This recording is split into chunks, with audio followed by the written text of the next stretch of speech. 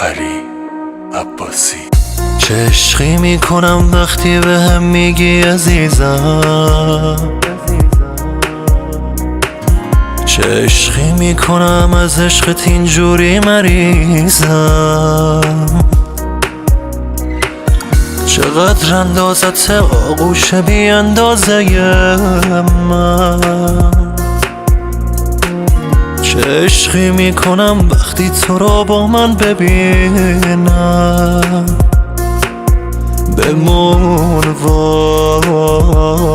واسه من، یه جوری عاشقم کن که پای من نلرزه، یه جوری عاشقم باش دل دنیا بلرزه.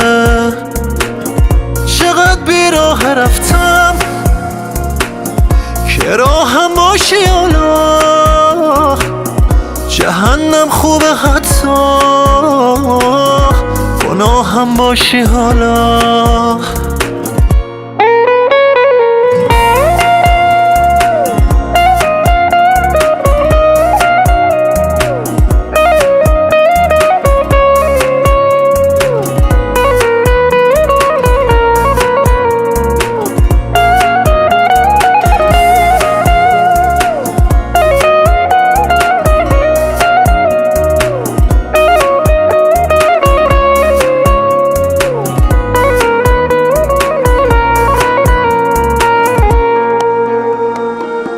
به من باشه میخوام برگردم ای باز عاشقت شم، به من باشه میریزم جونم و به پای عشقم. نمیدونم چجوری قبل تو من زنده بودم، تو آست قلبمی بی تو همش بازنده بودم. امینه حسودم،